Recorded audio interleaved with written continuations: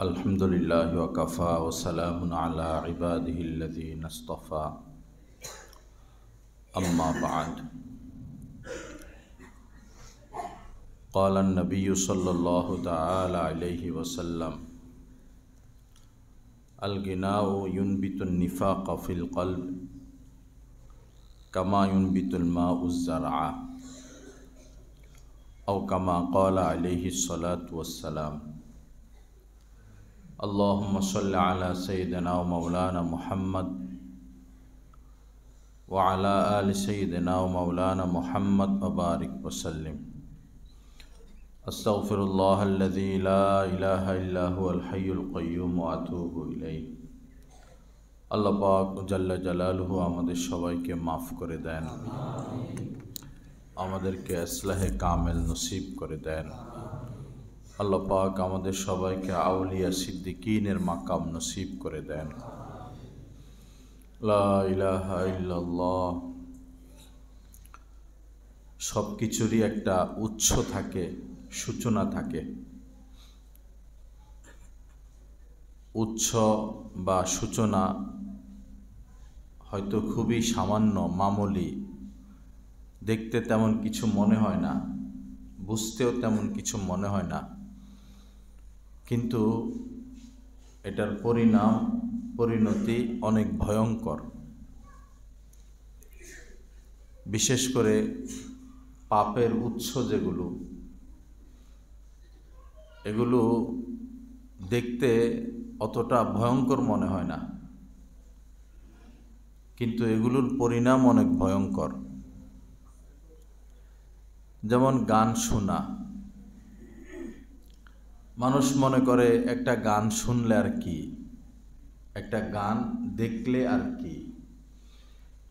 গানটা হচ্ছে পাপের সূচনা, মুনাফিকির সূচনা, আল্লাহ পাকের সাথে সম্পর্ক বিচ্ছেদের সূচনা, জিনার সূচনা, অবৈধ প্রেম ভালোবাসার সূচনা, মুনাফিকির সূচনা এবং জাহান্নাম পর্যন্ত পৌঁছার সূচনা। একটা গান তো নয়, একটা গানের একটা কলি যথেষ্ট। এক বর্ণনা এসেছে, নবীজি বলেছেন, আমাকে তো আদেশ করা হয়েছে, আমার আনি রব্বি, আমার রব আমাকে নির্দেশ দিয়েছেন এই ঢোল তবলা এগুলো ধ্বংস করার জন্য। আল্লাহ আমাদের সবাইকে হেফাজত করেন। হাদিস শরীফের মধ্যে এসেছে, আল গিনাউ ইউনবিতুন নিফাকা কামা ফিল কলবি কামা ইউনবিতুল মাউ যারআ। মাটি, ক্ষেত, বৃষ্টি হয় না অনেক দিন, শুকিয়ে যায়। তো এই শুকনা মাটি বা মরা মাটি থেকে কোনো উদ্ভিদ জন্মায় না, কোনো ঘাস আগাছা কিছুই জন্মায় না। তো এই মাটিতে যখন পানি দেওয়া হয় বা বৃষ্টি হয়, মাটির ভিতরে যদি কোনো আটি থাকে, বীজ থাকে, তো এই পানির দ্বারা মাটির ভিতর থেকে শস্য উৎপন্ন হয়। যে কোনো ফুলের গাছ, ফলের গাছ অঙ্কুরিত হয়। নবীজি বলেন, পানি যেভাবে শস্য বীজ উৎপন্ন করে, গান মানুষের অন্তর আত্মার মধ্যে তদ্রূপ মুনাফিকি উৎপন্ন করে, নিফাকি উৎপন্ন করে, কপটতা উৎপন্ন করে। এটা কোনো স্বাভাবিক বিষয় না। আল্লাহ আমাদেরকে হেফাজত করেন, এই গান বাজনা থেকে দূরে থাকার তৌফিক দান করেন। একটা শুকনা ইট বা শুকনা মাটি, এখানে যখন পানি দেওয়া হয় তো মুহূর্তের মধ্যে পানি শেষ হয়ে যায়, মাটি এই পানিগুলোকে খেয়ে ফেলে, বা শুকনা ইট এই পানিগুলোকে খেয়ে ফেলে। তদ্রূপ একজন মানুষ যখন গান শুনে, গান দেখে, নাচ গানের অনুষ্ঠানে যায়, সে জিনা ব্যভিচার করার জন্য এরকম পাগল পারা হয়ে যায়। যেভাবে পানিকে শুষে শুকনা মাটি খেয়ে ফেলে, পানি শুকনা মাটি আর ইট পাগল হয়ে যায় এই পানিগুলো খাওয়ার জন্য, একজন মানুষ গান বাজনা শুনলে জিনা ব্যভিচার করার জন্য এরকম পাগল হয়ে যায়। আমাদের সমাজের মধ্যে সন্ত্রাসী, মাস্তানি, চুরি, ডাকাতি, প্রতিশোধ নেওয়া, হাঙ্গামা করা, মারামারি করা, এই অবৈধ প্রেম ভালোবাসা, অবৈধ সম্পর্ক, এই সব কিছু শিখে মানুষ টেলিভিশন থেকে, সিনেমা থেকে, নাটক থেকে। এই সিনেমা, নাটক, টেলিভিশন হচ্ছে অপরাধের ওস্তাদ, তারা অপরাধ শিখায়। সমাজের মধ্যে নায়ক নায়িকাদেরকে স্টার বলা হয়, তারকা, তারকা বলা হয়, অথচ এদের চারিত্রিক অবস্থা কত নিম্নে। একজন এমপি, মন্ত্রী, একজন নেতাকে কতটা সম্মান দেওয়া হয়, অথচ এরাই দেশের সমস্ত সম্পদ চুরি, ডাকাতি, লুটপাট, দেশের টাকা বিদেশে পাঠানো নিয়ে ব্যস্ত। এরাই, কোনো আলেম ওলামা দেশের টাকা বিদেশে পাঠায় না। একজন দিনদার মানুষ, একজন রিকশাওয়ালা, দিন মজুর, সাধারণ মানুষ দেশকে ভালোবাসে, দেশে থাকতে চায়। সমস্ত অপরাধ বড় বড় লোকদের দ্বারা সংগঠিত হয়। যখনই শুনি যে বলে তারকা, তারকা, দুনিয়ার আকাম কুকাম নিয়ে যারা ব্যস্ত, এরা হলো কি? তারকা। এরাই তো জিনা শিখায়, এরাই তো উলঙ্গপনা শিখায়, এরাই তো অশ্লীলতা শিখায়, এরাই তো সমাজটাকে নষ্ট করে। কিন্তু এদের হাজারো কুকর্ম প্রকাশিত হলেও, প্রমাণিত হলেও এদের কোনো শাস্তি হয় না, বিচার নাই। কারণ এদের হাতে এমপি থাকে, বিভিন্ন নায়িকা, নর্তকী, এদের হাতে মন্ত্রী থাকে, সচিব থাকে, বড় বড় লোক থাকে। তারা একটা ফোন দিলে মামলা ডিসমিস হয়ে যায়। আল্লাহ হেফাজত করেন, আল্লাহ পাক সহি বুঝ দান করেন। কাকে আমরা ভালোবাসি, কাকে পছন্দ করি? ছোট ছোট ছেলে মেয়েরা ওরা বলে আমার অমুক নায়ক পছন্দ, অমুক নায়িকা পছন্দ, অমুক খেলোয়াড় পছন্দ। এই মানসিকতায় তারা বড় হয়। নায়ক নায়িকা তাদের পছন্দ, গায়ক গায়িকা তাদের পছন্দ। একটা ছেলেকে যদি বলা হয় 10 জন সাহাবীর নাম বলো, পারবে না। 10 জন নবীর নাম বলো, পারবে না। যদি বলে 10 জন না 20-30 জন খেলোয়াড়ের নাম বলো, গায়কের নাম বলো, গায়িকার নাম বলো, নায়িকার নাম বলো, এক নিঃশ্বাসে অনেক জনের দেশি বিদেশি নাম বলে দিবে তারা। সমাজটা নষ্টের ধার প্রান্তে, নষ্টের দিকে যাচ্ছে। আমরা কেমন যেন আমাদের দেশের সাধারণ মানুষ এই সহজ সরল, সাধারণ মানুষ সহজ সরল, এত প্যাচগোছ বুঝে না, স্বাভাবিক জীবন কাটাইয়া দিতে চায়। কিন্তু অসৎ লোকেরা তাদের অসৎ উদ্দেশ্য হাসিলের জন্য আমাদেরকে বিপদের দিকে ঠেলে দেয়, দেশকে বিপদের দিকে ঠেলে দেয়, শিক্ষাকে বিপদের দিকে ঠেলে দেয়। তাদের কিছু উদ্দেশ্য আছে, তাদের ক্ষমতা দরকার, অঢেল সম্পদের দরকার, পরিচয় পরিচিতির দরকার। আমরা তাদেরকে ভালোবাসি, পছন্দ করি, কিন্তু রাতের গভীরে সে কি করে, তার আয় রোজগার কি? আল্লাহ পাক আমাদেরকে মাফ করে দেন, ভালো মানুষকে ভালোবাসার তৌফিক দান করেন। হাদিস শরীফের মধ্যে এসেছে ইয়াজিদু ফি শাহওয়াত, একজন মানুষ, বিশেষ করে তরুণ তরুণী, এমনকি বৃদ্ধ বৃদ্ধারাও যখন গান শুনে, নাচ দেখে, এখন তো হয়তো নাচটা সেগুলো আরও নগ্ন হয়ে গেছে, আমাদের জানা নাই, তখন সে জিনা করার জন্য, পাপ করার জন্য পাগল পারা হয়ে যায়, পাগল পারা। সে নিজেকে কিছুতেই আর দমিয়ে রাখতে পারে না। একটা মেয়ে হোক, একটা ছেলে হোক, যখন এই নাচানাচি দেখে, গান দেখে, মাথা নষ্ট হয়ে যায়। আগে তো হিন্দু মেয়েরাও নিজের সতীত্ব রক্ষা করত। হিন্দু মেয়েরাও, যে সমস্ত মেয়েরা নামাজ পড়ে না, রোজা রাখে না, তারাও তাদের সতীত্ব রক্ষা করত। এখন আর সেই জামানা নাই।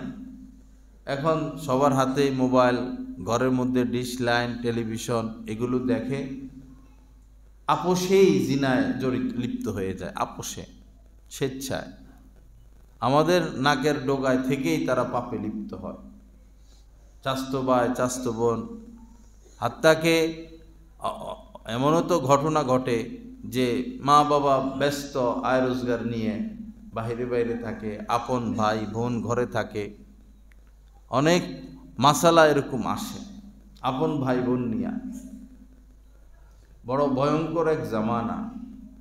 যারা গান শুনবে, এই নাচানাচি দেখবে, তারা নিজেকে কন্ট্রোল করা তাদের দ্বারা সম্ভব না। তারা জিনা করবেই, পাপাচারে লিপ্ত হবেই। যুবক ছেলেরা গোপন পাপে লিপ্ত, বেশিরভাগ মেয়েরাও গোপন পাপে লিপ্ত। যুবকরা তো ব্যাপক হারে গোপন পাপে লিপ্ত। ডাক্তারি ভাষ্য মোতাবেক 80-90% যুবক এই বিবাহ করতে অনুপযুক্ত। একটা বিয়ে করলে স্ত্রী তার থেকে যেটা প্রাপ্য, এতে এই যুবক 80-85% যুবক অযোগ্য। এই গান বাজনা হচ্ছে এটার মূল কারণ। এগুলো দেখে আর পাপে লিপ্ত হয়। আল্লাহ পাক সহি বুঝ দান করেন।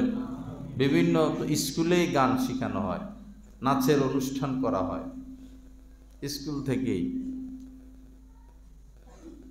আর মোবাইল খুললে তো এগুলোই চলে আসে। ইয়াজিদু ফিস শাহওয়াত, গানের দ্বারা শাহওয়াত তৈরি হয়, আকর্ষণ, কাম প্রবৃত্তি। এমনকি 80-85-90 বছরের বুড়া বুড়িও যদি এগুলো দেখে, তাদের ভিতরেও আকর্ষণ আসে, তাদেরও কষ্ট হয়। বরং যারা বয়স যাদের বেড়ে যায়, তাদের শক্তি কম, হারাম বা যৌন শক্তিটা তাদের কম, আগ্রহটা বেশি, আফসোসটা বেশি। যদিও তাদের বয়স নাই, কিন্তু এগুলো দেখলে তাদের কষ্ট আরো বেশি হয়। এভাবে সমাজটা সাজানো হয়েছে। যদি সমাজটা দিন মোতাবেক সাজানো হইতো, স্বাধীনতার পর যারা রাষ্ট্রীয় দায়িত্বে ছিলেন, তারা যদি ওই সময় থেকেই দেশকে সুন্দরভাবে সাজানোর পরিকল্পনা করত, তা আজকে দেশের এই অবস্থা হতো না। আল্লাহ হেফাজত করেন, আল্লাহ পাক সহি বুঝ দান করেন। আমাদের জাতীয় সংঘ আছে, কত আন্তর্জাতিক মিডিয়া আছে, কত কিছু, কত তথ্য তারা তুলে ধরে, গোপন গোপন তথ্য। এমপি আছে, মন্ত্রী আছে, সচিব আছে, প্রধানমন্ত্রীরা আছে, প্রেসিডেন্টরা আছে। মানবতা নিয়ে তারা কথা বলে, মানবতা নিয়ে কাজ করে। ভালো কথা, মানবতা নিয়ে কাজ করা চাই। কিন্তু যে সমস্ত মেয়েরা হারিয়ে যায়, 10 বছরের মেয়ে হারে, 8 বছরের মেয়ে হারাইয়া যায়, 12, 13, 14, 15 বছরের মেয়েরা হারিয়ে যায়, এদেরকে তো এই পতিতালয় নিয়ে যাওয়া হয়।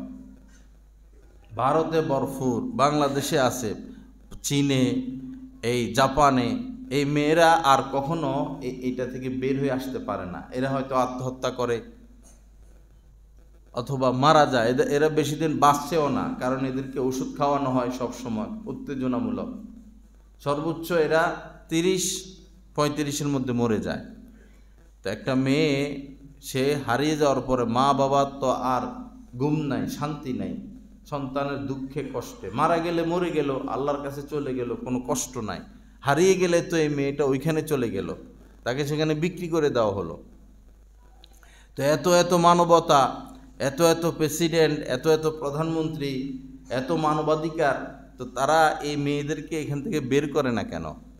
ওইখানে তদন্ত হয় না কেন? ওইটার বিচার হয় না কেন? এই মেয়েদেরকে পাচার করে কারা? তাদের হাত কাদের? কারা এগুলো করে?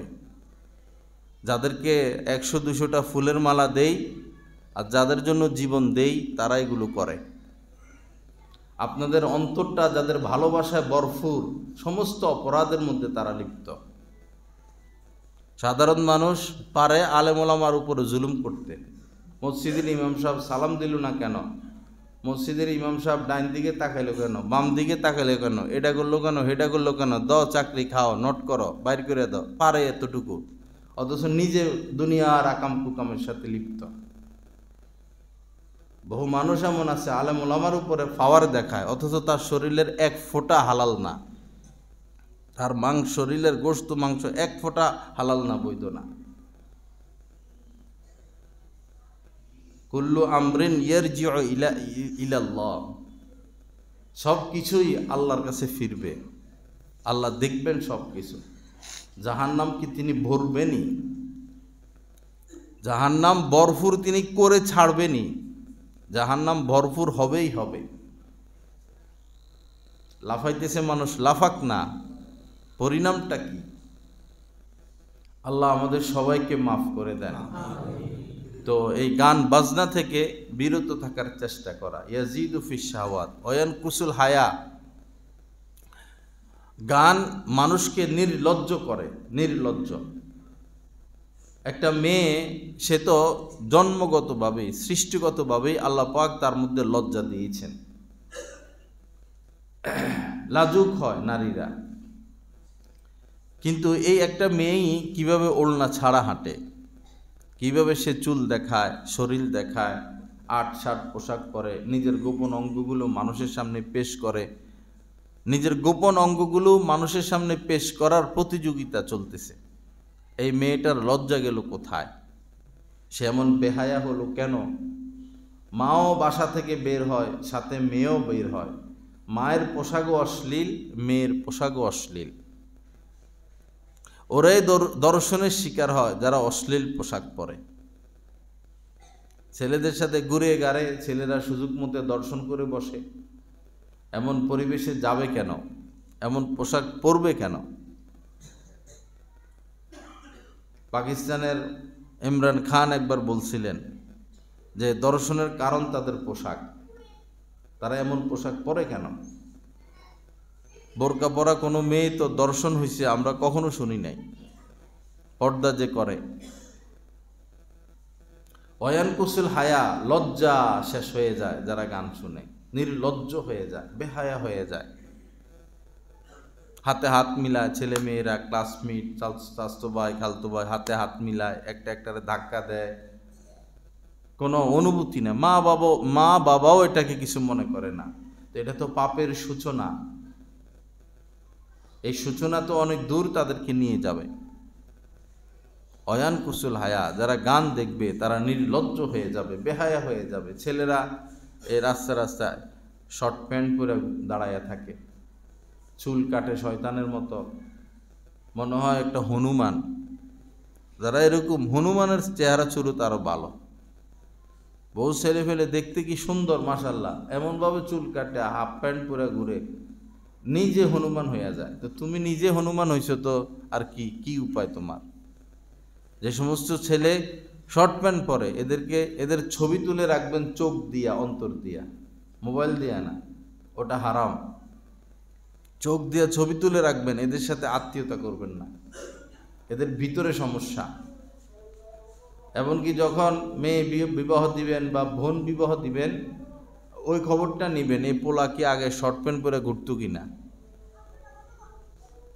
কুল্লু ইনা ইন ইয়াতারাশাহু বিমা ফিহি, একটা বোতল, এটার ভিতরে যেটা আছে ঢাললে সেটাই বের হবে। একজন মানুষের ভিতরটা কেমন এটা বোঝা যায় তার বাহ্যিক অবয়ব দেখে। একটা মেয়ে ঠিকমতো কাপড় রাখে না গায়ে, একটা ছেলে শর্ট প্যান্ট পরা উল্টাপাল্টা ঘুরে, সমস্যাটা তো তার ভিতরে, অন্তর নষ্ট হয়ে গেছে। এই জন্য নবীজি বলেছেন, ইদা সলাহাত সলাহাল জাসাদু কুল্লু ওয়া ইদা ফাসাদাত ফাসাদাল জাসাদু কুল্লু। যখন অন্তরটা নষ্ট হয়ে যায় তার সব নষ্ট হয়ে যায়। অন্তর আসল। আল্লাহ পাক আমাদেরকে গান বাজনা থেকে বিরত থাকার তৌফিক দান করেন। ইয়ানকুসুল হায়া, গান মানুষকে নির্লজ্জ করে, ওয়ায়াজিদু ফিশ শাহওয়াত, এবং উত্তেজনা বাড়িয়ে দেয়, পাপে জড়িয়ে দেয়। হযরত আব্দুল্লাহ ইবনে ওমর রাদিয়াল্লাহু তাআলা আনহুর ছেলে, ওনার সাথে ওনার খাদেম ছিলেন নাফে ছোট ছিল, নাবালেগ। কোথাও যাচ্ছিলেন, তো হঠাৎ বাঁশির গানের ঢোল তবলার আওয়াজ আসতেছে, গানের আওয়াজ আসতেছে। তো তিনি কানে হাত দিয়ে দিলেন, কানের ছিদ্রের মধ্যে আঙ্গুল দিয়ে দিলেন, দিয়ে হাঁটতেছেন, অনেক দূর চলে গেলেন। পরে নাফেকে বললেন, নাফে কোনো কিছু শোনা যায়? নাফে বলল, হযরত এখন আর কিছু শোনা যাচ্ছে না, গানের আওয়াজ এখন আর শোনা যাচ্ছে না। পরে হযরত আব্দুল্লাহ ইবনে ওমর রাদিয়াল্লাহু তাআলা আনহু বললেন, আমাকে তুমি যা করতে দেখেছ হুবহু আমি নবীজিকে এমনটাই করতে দেখেছি। আমি নবীজির সাথে ছিলাম, আমি ছিলাম ছোট, তো হঠাৎই বাঁশির আওয়াজ আসতেছিল, বাঁশির আওয়াজ পাওয়ার সাথে সাথে নবীজি কানে আঙ্গুল দিয়া দিলেন এবং বহুদূর গেলেন। যে পর্যন্ত গেলে আওয়াজ আসবে না ওই পর্যন্ত গেলেন। এরপরে আমাকে বললেন, আব্দুল্লাহ তুমি কি কোনো আওয়াজ পাচ্ছ? পরে উনি বললেন, আমি বললাম যে না, আওয়াজ পাচ্ছি না। তখন নবীজি কান থেকে হাত নামাইলেন। আমাদের সমাজে কি এমন হয় যে গানের আওয়াজের কারণে আমরা কেউ কানে হাত দেই তো না? এটা তো বিষ, গান বিষ, গান বাজনা ঢোল তবলা এটা বিষ। এজন্য আমরা এই এলাকায় থাকি, গাছতলা ঘাট, আমাদের এলাকায় কেউ যেন লাউড স্পিকার দিয়ে গান বাজাইতে না পারে। যেই দোকানে জোরে গান বাজাবে বলে দিবেন, তোমার শুনতে মন চায় তুমি শুনো, জোরে আওয়াজ দিতে পারবা না, এতটুকু বলার অধিকার আপনার আছে। শিয়াল মার্কা ইমান আল্লাহ পছন্দ করেন না, সিংহের মতো ইমান, বাঘের মতো ইমান আল্লাহ পছন্দ করেন। বাঘ যেভাবে থাবা মারে, 2-4 জায়গা মাঝে মধ্যে থাবা মারা লাগে। কেন বিয়ের অনুষ্ঠান, বিভিন্ন অনুষ্ঠানে সারা রাত গান বাজাবে? এটা সরকারি আইনেও নিষেধ, লাউড স্পিকার। বাসা বাড়িতে দোকানে গান বাজায় রাখে, অন্যরা বসবাস করতে পারে না, এরকম করতে নাই। আল্লাহ আমাদেরকে হেফাজত করেন। মাল আল্লাহ দিতে দেরি হয় না, আবার নিয়ে যাইতেও দেরি হয় না। আমাদের এলাকায় আরও মনে হয় 30 বছর আগের কথা, প্রথম ওই সময় টেপ বাইরে ছিল, তো এক বেটা মসজিদের পাশে দোকান, এ গান বাজায় রাখতো, বাহাদুরি দেখায়, টাকা আছে। পরে সবাই তারা নিষেধ করে, মানে না। মানুষ মসজিদে নামাজ পড়ে, সে গান বাজায়। আমাদের চোখের দেখা, ওই সময় যিনি বড় আলেম ছিলেন তিনিও তার কাছে গেছেন, বুঝাইছেন, বাবা এগুলো করো না, এত জোরে গান বাজাইও না, মানুষ নামাজ পড়ে, তোমার দোকানটা মসজিদের পাশে, মানে না। পরে আস্তে আস্তে ব্যবসার মধ্যে আগুন লাগে, গরিব হইতে থাকে। পরে এমন রোগ হয়, সেই রোগের আর সে চিকিৎসা করাইতে পারে না, খানা হজম হয় না, যা খায় পেটে থেকে যায়। তো সে কি করতো, গরিব হয়ে গেছে না, খাইতো, খাওয়ার সময় খাইতো, পরে রাত্রের দিকে হাত গলা ঢুকে বমি করে বের করে দিত। আমরা রাত্রে যদি ঘুমাইতে দেরি হইতো 12টা 12:30, তো আমরা আওয়াজ পাইতাম যে অ করে করে সে খানা বাইর করতেছে, কি কষ্ট।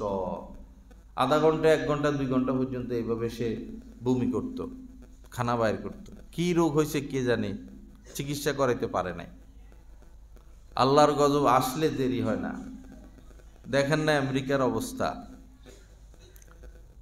সবচেয়ে বড় প্রযুক্তির অধিকারী তারা, কয়েক রাষ্ট্র মিলেও তো পারতেছে না। আল্লাহর গজব এসে গেছে, যতটুকু আল্লাহ পাকের জ্বালানের নিয়ত তিনি অতটুকু জ্বালাইয়া দিবেন। এবং আগুন বের হওয়া কিয়ামতের আলামত। কিয়ামতের আগে এরকম আগুন বের হইতে থাকবে, মানুষকে দৌড়াইতে থাকবে, আগুন বের হয়ে সামনে আসবে, মানুষ দৌড়তে থাকবে, সারা পৃথিবীর মানুষকে এক জায়গায় নিয়ে যাবে আগুন দৌড়াইয়া। সে সময় চলে আসতেছে। আসুন পাপ ছেড়ে দিই, পাপকে টেনে না আনি। পাপ করবেন, রক্ষা নাই, উপায় নাই। গোপনে করেন, প্রকাশ্যে করেন, উপায় নাই। পাপ বাপকেও ছাড়ে না, বাংলায় প্রবাদ বলে। পাপ ছেড়ে দেই ভাই, সুদ ছেড়ে দেই, ঘুষ ছেড়ে দেই। সুদের পথে আপনি সফল হতে পারবেন না, আল্লাহ চ্যালেঞ্জ করে বসছেন, ইয়ামহাকুল্লাহুর রিবা। তিনি সুদকে নিশ্চিহ্ন করবেন। আল্লাহ যেটা ধ্বংস করে দিবেন, আপনি ওই পথে সফলতা কেন তালাশ করেন? আল্লাহর সাথে চ্যালেঞ্জ করতেছেন আপনি। আল্লাহর সাথে চ্যালেঞ্জ করা যায়? লা ইলাহা ইল্লাল্লাহ। আল্লাহ পাক আমাদেরকে গান থেকে বাঁচার তৌফিক দান করেন।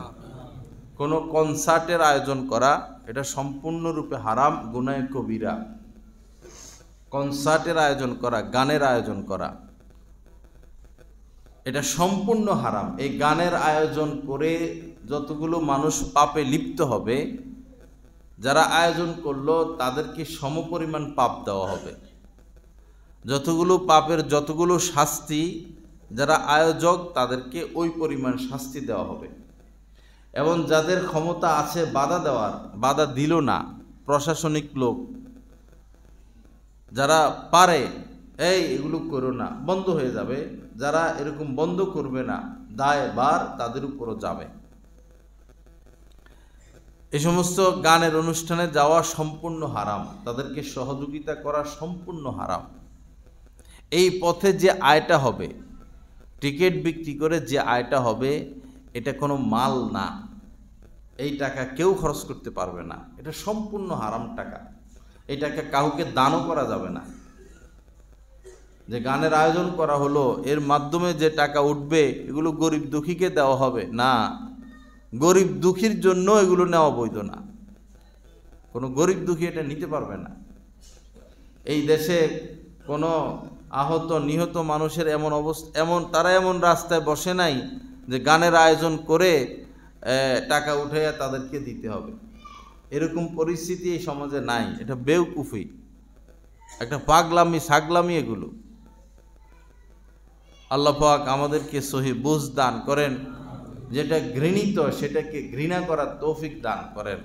মান রাআ মিনকুম মুনকারান, নবীজি বলেছেন, তোমরা যখন কোনো অপরাধ দেখবা, ফালিয়ুগাইয়িরহু বিয়াদিহি, যদি তোমার সমর্থন থাকে, ফিতনা ফাসাদ না হয়, হাত দ্বারা এটা প্রতিহত করো।